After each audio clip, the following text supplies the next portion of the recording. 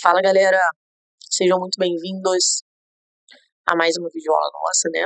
Vamos continuar falando do modelo de Bohr pra gente fechar o ano legal, né? Dia 30, eu vou estar soltando essa aula aí. Pra gente recapitular o que Bohr faz para resolver o problema de Rutherford.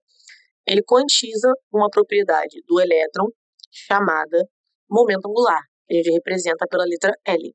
Esse momento angular, de maneira clássica, é calculado pelo produto da massa pela velocidade da trajetória e o raio da trajetória que essa partícula está fazendo. Bohr fala que esse L, esse momento angular, não pode ter qualquer valor. Só pode ter valor múltiplos, né? Que aí é esse N, que representa 1, 2, 3, né? Números inteiros, múltiplos da constante de Planck cortada, que é uma constante que vem da quântica. Então, o que Bohr está fazendo? Está quantizando o momento angular. E o que é quantizar? Que foi uma coisa que eu quis que ficasse bem claro na cabeça de vocês lá na outra aula.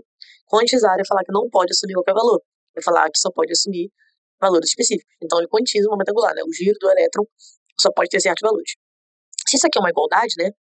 Eu posso escrever que mv vezes r é igual a n vezes h cortado. Eu posso isolar essa velocidade e reescrever essa fórmula n vezes h cortado sobre m vezes r. Então, eu tenho o valor de velocidade e eu substituo isso naquela igualdade de Fc igual a Fe. Essa daqui é a igualdade Fc igual a Fe. Tá trocado aqui, né? Nesse caso, isso aqui é o Fe, isso aqui é o Fc. Então, aonde tem V, é nesse termo aqui, eu substituo por essa equação. E aí eu passo a ter apenas uma incógnita, né? Que é o raio. Então, eu substituo, desenvolvo a equação em função de raio, e o Bohr descobre que os raios possíveis para os elétrons estarem, dependem de uma constante, que é esse A0, que representa o raio da primeira órbita, que multiplica n ao quadrado. E esse n, ele passa a ser a qual órbita que eu estou falando. Então, para o Bohr, esses n's vão até 7. Então, 1, 2, 3, 4, 5, 6, 7. Então, todos os átomos da tabela periódica, eles vão até a camada 7. Então, cada um desses n's representa uma camada. Então, aqui eu tenho um núcleo, o elétron pode estar a uma primeira distância, que eu chamo de n igual a 1, ou pode estar a uma segunda distância, que eu chamo de n igual a 2, a uma terceira, que eu chamo de n igual a 3, e assim até o n igual a 7. Geralmente, né, essas órbitas em ensino médio, vocês podem ver com a letra K, L, M, N, O, P e Q, que a gente vê na distribuição eletrônica, que nós vamos ver também durante essa playlist, tá? Que é a playlist atomística. Mas o que essas letras significam, né? Essas letras significam as órbitas, ou seja, a quais distâncias que o elétron pode estar no núcleo. Então, o elétron agora não pode estar em qualquer distância do núcleo, passa a estar em distâncias específicas.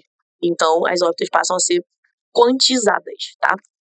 Então, aqui eu tenho o que seria o modelo de Rutherford, o modelo de Bohr, núcleo, né, com prótons e nêutrons, porque eu já estou admitindo a contribuição do Chadwick. E aí agora, ó, cada órbita vai ter um raio específico de distância para o núcleo. Então, o elétron agora não pode estar a qualquer distância. E aí, para não ter que ficar falando o valor do raio, eu chamo essas órbitas de n, n igual a 1, n igual a 2, n igual a 3, já que o valor do raio, né, depende de qual órbita que ele vai estar. Tranquilo? Então, as órbitas cada vez vão ficando, né, pelo desenho aqui, eu posso observar que as órbitas vão ficando cada vez mais distantes do núcleo, porém mais próximas entre si. Qual foi uma outra contribuição interessante, muito interessante do Bohr? É que se o raio é quantizado, ou seja, se o raio não assume qualquer valor, apenas valores específicos, que dependem desses n, desses números de órbitas, a energia total do sistema, que pode ser dada pela energia potencial mais energia cinética, também tem que ser quantizada. Por quê? Porque tanto a energia potencial quanto a energia cinética dependem desse R. Então, o Bohr descobre que quando ele fala que o elétron não pode estar a qualquer distância do núcleo, a energia total desse elétron também não vai poder ser qualquer energia. É uma energia específica que depende da órbita. Então, é uma energia fixa, quantizada. Ela não assume qualquer valor. As energias para os elétrons são energias específicas que dependem da órbita, que é dada por essa formulinha daqui. Então, como cada elétron em cada órbita vai ter uma energia específica, eu não vou ter mais problema de emissão de energia. Porque, na verdade, nesse tipo de sistema minúsculo, como é o caso do átomo, eu não tenho emissão de energia contínua, porque a energia é quantizada. Ela só pode ter valores específicos, porque ela depende do raio do elétron. Esse tipo de órbita de movimento, né, que eu não tenho a energia sendo emitida, a gente chama de órbita estacionária. Então, associado a cada n, eu vou ter associado um valor de energia. E aqui é um valor negativo. Então, observa que quanto maior o n, maior também vai ser a minha energia, tá? Então, eu falei que eu tinha as camadas, né? Camada K, L, M, N, O, P e Q, ou N igual a 1, 2, 3, 4, 5, 6, 7. O que eu quero que você entenda é que a energia, ela é crescente, ou seja, este elétron que está aqui no nível 2, ele é mais energético que esse que está no 1. E esse que está no 3 é mais energético que esse que está no 2 e esse que está no 1.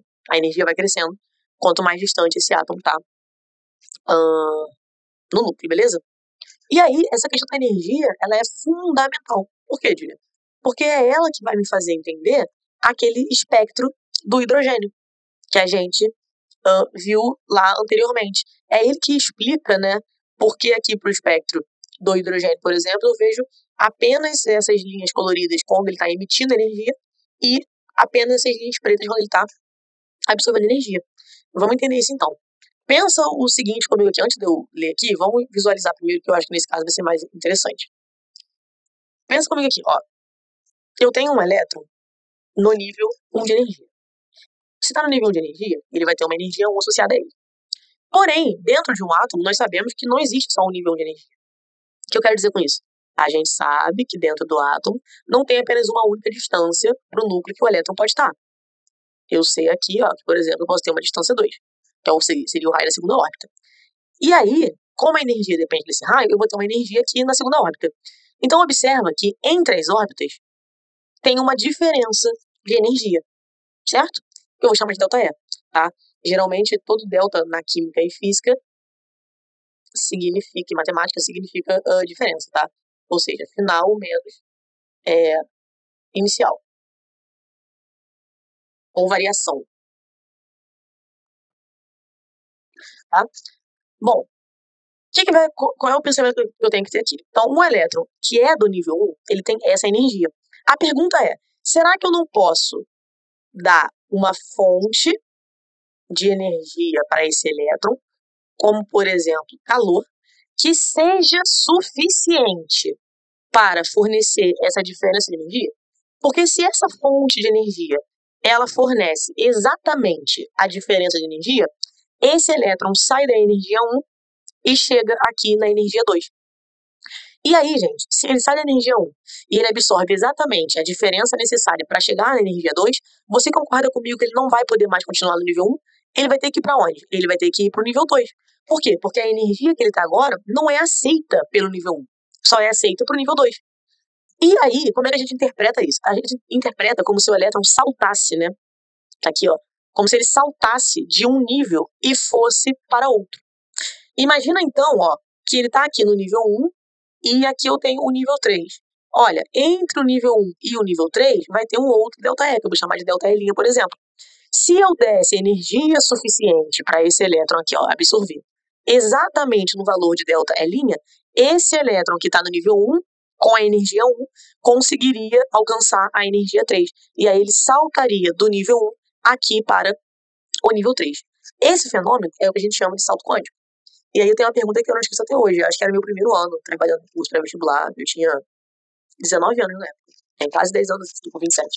E o aluno perguntou assim, para onde o elétron vai enquanto ele está mudando de nível? Porque é loucura isso, né? Ele tem uma energia. E ele automaticamente vai conseguir a outra. Pois é, a ideia dele era que essa energia estaria sendo fornecida de maneira contínua e que demoraria, vamos botar assim, até ele alcançar a energia 3. Mas não, eu tenho que lembrar que isso aqui tudo é quantizado, é em pacote. Então, quando eu cedo energia para ele, ele absorve exatamente o necessário para ir para o nível que ele quer. Então, é uma pergunta filosófica, que eu não tinha resposta e eu não tenho até hoje, né? Que é para onde o elétron vai durante o salto quântico. Na verdade, a gente aceita que ele existe ali naquela condição e ele pega os pacotes suficientes para ir para o nível 2 ou ir para o nível 3, a depender da fonte de energia. Tem fonte de energia que talvez não dê energia suficiente para chegar no nível 3, só para chegar no nível 2. Mas beleza. Qual é o problema? Se eu corto a fonte de energia, esse elétron não vai conseguir continuar para o nível que ele foi. Porque ele não é do nível 2, ele é do nível 1. Então, o que ele faz? Ele emite a energia que foi dada para ele. É como se ele tivesse pegado essa energia emprestada. Quando para de emprestar, ele devolve o que ele pegou emprestado e ele volta aqui, ó, pro nível inicial dele. Então, o que é o salto quântico? É você sair de um nível inicial, que eu chamo de NI, que é da onde o elétron sai. Então, ele absorve a energia, sai do NI e chega no NF, que é o nível final. Porém, quando ele chega aqui, se eu cesso a fonte de energia, ele tem que devolver, né, o que ele pegou emprestado, e aí ele volta para o nível inicial. Então, esse primeiro processo, onde ele absorve a energia, seria aquele espectro de absorção. Então, o gás, se eu cedo energia para um gás, os elétrons que formam aquele gás vão absorver energias que correspondam a transições de nível. Por exemplo, do nível 1 para o nível 2, do nível 2 para o nível 3, do nível 1 para o nível 3, a depender da fonte de calor que eu estou dando. E aí, quando ele devolve, ele emite o mesmo valor que ele absorveu. E aí eu teria aquele espectro de emissão. E aí eu já entendo por que o espectro de emissão e de absorção para o mesmo gás tem que se complementar. Porque se é o mesmo gás, a diferença de energia para o que ele absorve e para o que ele devolve tem que ser a mesma. Porque serão as mesmas transições. Se ele absorveu o ΔE do 1 para o 2, quando ele volta do 2 para o 1, ele tem que emitir exatamente o mesmo valor de ΔE. E aí a pergunta é, mas por que tem cores diferentes para o mesmo átomo e não apenas uma cor? Porque eu posso ter transições diferentes, exatamente como eu falei, do nível 1 para o nível 2, do nível 2 para o nível 3, do nível 1 para o nível 3. Vou botar aqui, ó, por exemplo, já tem aqui do 1 direto para o 3, então do 1 para o 2. Vou botar aqui uma que seja, ó, ele vai para o 2, para o 3, então aqui seria um outro ΔE. Essas linhas não tem a mesma distância, né, como a gente estava falando. E aí, o que dá valor diferente? Vamos lembrar do Planck?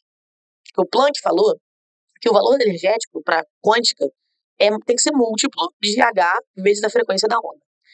Se eu admitir N igual a 1, eu tenho que E é igual a H vezes F. Só que nós vimos que F é C sobre lambda. Então eu tenho que E é igual a C sobre lambda vezes H. Eu posso transformar esse E numa diferencial, ΔE, que seria exatamente o HC sobre lambda. Então eu tenho como correlacionar a variação de energia que eu tenho numa transição eletrônica com o comprimento, isso aqui, comprimento de onda associado com essa energia. E aí o que é interessante? Se esse comprimento de onda tiver entre 400 e 700 nanômetros, essa luz, né, essa onda eletromagnética, ela vai ser luz visível. E aí é por isso que eu enxergo aquelas linhas coloridas, porque eu estou vendo ali apenas as transições que são visíveis. Então pensa comigo, vamos lá. Do nível 1 para o nível 2, eu vou ter um certo ΔE. E esse ΔE vai estar relacionado a um lambda. Isso daqui vai me dar uma cor específica, como por exemplo, azul. Aí eu vejo aquela linha azul. E aí, por exemplo, se eu estou indo, então esse ΔE era o nível 1 para o nível 2. Se eu for do 2 para o 3, eu vou ter um outro ΔE, certo? Que eu chamei aqui de ΔE duas linhas. Então aqui eu vou ter um outro valor de lambda, que eu vou chamar de lambda duas linhas. Que, por exemplo, pode ser na cor verde. Pode estar entre 400 e 700 e representar verde. E aí eu vou ver um terceiro traço verde. Ou então, se eu for do nível 1 para o nível 3, eu vou ter um ΔE uma linha. Esse ΔE uma linha vai estar relacionado com um outro lambda, que eu vou chamar de lambda linha. E aí, por exemplo, pode representar uma luz visível roxo. Mas eu posso ter transições que estejam abaixo do 400. Aqui eu chamo de ultravioleta. A gente não enxerga. E eu posso ter transições acima do vermelho. Aí eu chamo de infravermelho, acima do 700. Que eu também não enxergo visualmente, porque não está no visível, mas elas ainda acontecem. E isso aqui que o Bohr manja, vamos botar assim, explica completamente o espectro do hidrogênio que eles não sabiam explicar. Então, por exemplo, aqui eu estou botando valores aleatórios, não, mas são para um átomo específico, eu acho que isso aqui não é o de hidrogênio, mas eu vou assumir que seja. Quando o elétron sai do nível 2 e vai para o nível 6, ele vai depois voltar do 6 para o 2. E quando ele volta do 6 para o 2, ele tem um comprimento de onda associado a 410 nanômetros, que é uma cor roxa. Aí eu vejo aquela linha roxa no espectro de emissão ou no espectro de absorção, exatamente nesse comprimento eu veria aquela linha preta, que foi onde ele absorve. Mas por que do 2 para o 5, e quando ele volta do 5 para o 2, Não é 410, é 434. Aí eu tenho que lembrar da quântica. Por quê? A energia do nível 6 tem um valor, a energia do nível 2 tem um outro valor, e a energia do nível 5 também tem um valor diferente. Então aqui eu vou ter um certo ΔE, e aqui eu vou ter que ter um outro ΔE, que eu vou chamar de ΔE', porque são energias diferentes. Então eu vou ter lambdas diferentes, que aí, se tiverem no visível, vão representar cores diferentes. É isso. Do 2 pro 4 é a mesma coisa, gente. O nível 4, chama de alfa, vai ter um outro valor de energia. Então, do 2 pro 4 e do 4 pro 2, eu vou ter um outro ΔE, que também vai me dar um outro lambda, que nesse caso aqui a gente tá vendo que é verde. E assim por diante, né? Aqui a terceira transição vai me dar um valor diferente também, porque são sempre energias diferentes. E aí eu vejo cores diferentes, porque nesse caso, o ΔE, que é calculado por HC sobre lambda, está trabalhando com o lambda no visível, ou seja, entre 400 e 700 nanômetros. Então, quando eu tenho a volta para o nível original, eu vejo cores diferenciadas. Júlia, por que não emite todas as cores? Por que não é contínuo? Porque eu tenho que lembrar que um átomo ele é quantizado, ou seja, não tem os mesmos valores para cada nível, para cada energia. Portanto, ele só pode absorver e emitir em certos madrugas específicos. Tá bom? Bom, coisa que interessante também é a questão do seguinte. Então, como eu tô falando, né? Cada órbita tem um valor específico de energia, então cada transição vai emitir uma cor diferente. Porque eu vou ter diferenças de energias de órbitas para as órbitas. E aí vão me dar lambdas diferentes e vão ter cores diferentes se for no visível. Como eu falei, a cor, se a transição for só entre o visível. Pode ser que seja ultravioleta e vermelho que a gente não vai enxergar. Esse fenômeno pode ser observado em fogos de artifícios, nos espectros atômicos ou em testes de chamas. Eu vou falar um pouco disso depois. Eu queria chamar a atenção aqui essa parte. Vamos simplificar que aquele A0 muda de átomo para átomo, o que explica a mesma transição oferecer valor diferente em átomos diferentes. Por quê? Se todos os átomos tivessem os mesmos valores de A0, todos eles teriam os mesmos raios, porque os raios dependem de A0. Se todos os átomos tivessem os mesmos raios, teriam as mesmas energias. E se tivessem as mesmas energias, teriam as mesmas transições. Pensa comigo. Imagina que esse aqui é o meu átomo de hidrogênio. Então, observa, né? Essa distância aqui representa o meu raio 1, e essa distância daqui, por exemplo, representa o meu raio 2. Então, aqui eu tenho N igual a 1, e aqui eu tenho N igual a 2. O raio, ele é dado por A0 vezes N ao quadrado, certo? Então, aqui eu vou ter uma energia 1, aqui eu vou ter uma energia 2. O que acontece? Imagina que eu tenho aqui um elétron no nível 1, e eu vou dar energia suficiente para ele transicionar, para ele fazer um salto quântico e ir para o nível 2. Aqui vai ter um ΔE associado. Esse ΔE vai ser calculado por HC sobre lambda. Esse ΔE vai ser a energia do nível 2 menos do nível 1, que é igual a HC sobre lambda. Eu tenho quem é 2, eu tenho quem é 1, eu tenho quem é HC, eu vou descobrir quem é lambda. E aí eu vou ver qual é a cor correspondente. O que vai acontecer? Se para o átomo de hélio eu tivesse o mesmo A0, as contas seriam todas exatamente iguais. E aí todos os átomos teriam os mesmos espectros.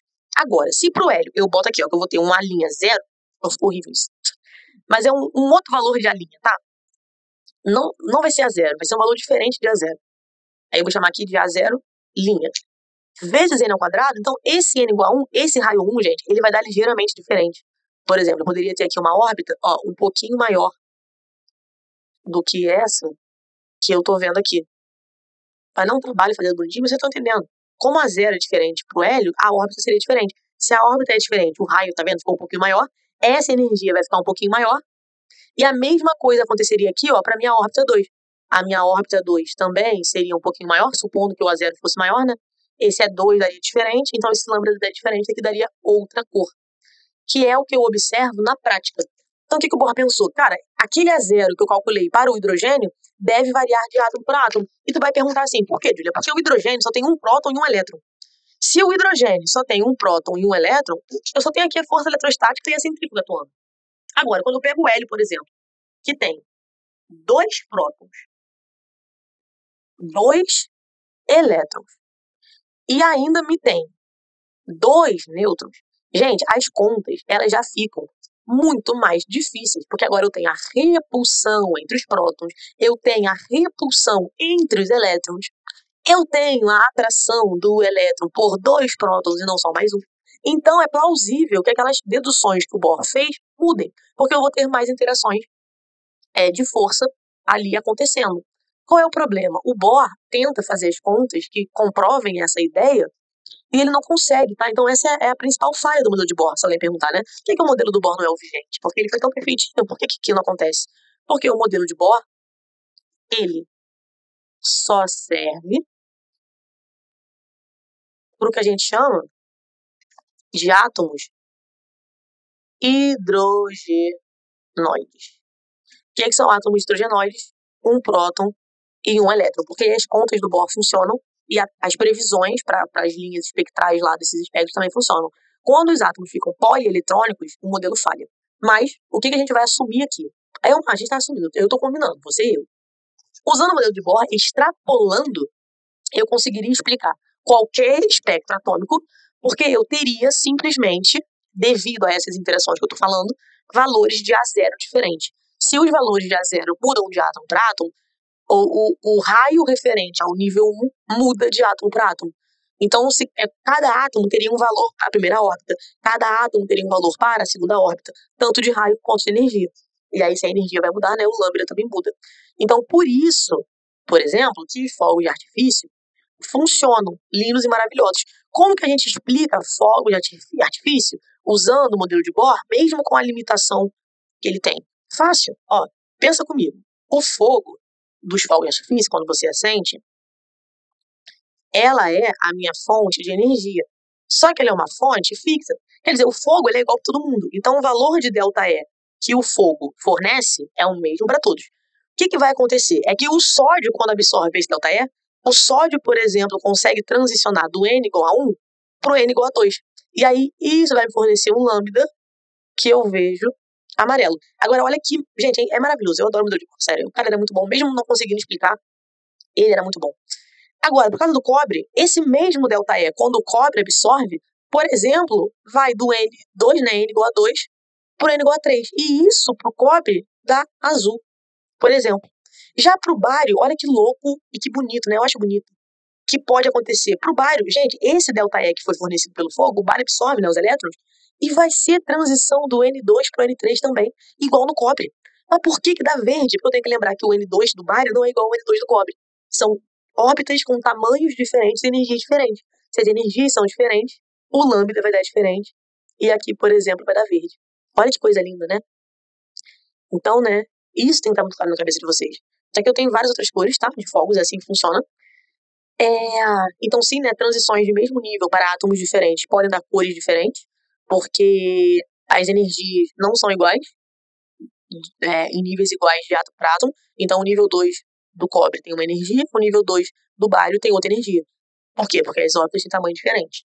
Por quê? Devido às interações que eu tenho com cada vez mais próton, cada vez mais elétron. E agora, transições dentro do mesmo átomo vai ter sempre cores diferentes, porque as energias sempre mudam dentro do mesmo átomo, tá? Bom, essa questão também explica teste de chama. Teste de chama é tu pegar uma solução, quer dizer, uma coisa aquosa que tenha zinco, potássio, estrônio, sódio, bário, e aí você pega uma pinça metálica, mergulha na solução e bota no fogo. Por quê? Porque fogo, de novo, é fonte de energia. Então, o zinco vai absorver um ΔE, que vai para o zinco proporcionar uma transição, não sei, lá, do 3 para o 4, que para o zinco é amarelo. Já para o potássio, o mesmo fogo proporciona uma transição do 1 para o 2, que é roxo. Já para o estrôncio, o mesmo fogo também proporciona uma transição 1 para 2, só que como o átomo mudou, virou vermelho. E assim por diante. Então é uma maneira de eu identificar, inclusive, elementos químicos. E aqui eu botei para vocês uma tabela periódica, tá? Com os espectros, né? De emissão de vários átomos, porque eu particularmente acho muito bonito. Só para deixar bem claro para vocês o que eu quis resumir nisso daqui, tá? Vou aqui representar um átomo de hidrogênio, seu núcleo e as suas órbitas. Vou representar a mesma coisa agora para o hélio. Como esse núcleo agora tem 2 prótons e 2 nêutrons, as interações e repulsões entre essas partículas vão fazer com que as órbitas sejam diferentes. Então, observa, vou chutar aqui, tá? Do nível 1 para o nível 2, no hidrogênio, eu vou ter uma transição que vai me dar um lambda amarelo. Certo? Já para o hélio, também, gente, do nível 1 para o nível 2, eu vou ter uma outra transição que vai me dar verde. Por que vai me dar verde? Porque o nível 1 do hélio é diferente do nível 1 do hidrogênio. Esqueci o risquinho, tá? Então, o N igual a 1 do hidrogênio é diferente do N igual a 1 do hélio. Por isso que eu vejo cores diferentes na mesma transição, para átomos diferentes. Porque tem níveis diferentes devido ao átomo ser mais complexo, ter mais próton, ter mais nêutron, ter mais elétron. E o que eu não posso esquecer? Vou botar aqui mais uma camada precisando. Tá? Vou botar aqui uma terceira camadinha. Então, por isso que todos os átomos têm espectros diferentes, tá? Porque todos os átomos têm níveis de energia diferentes entre si.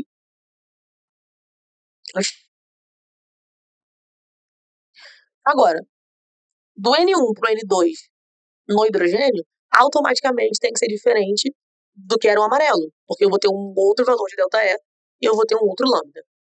A mesma coisa aqui para o hélio, do N1 para o N3, né?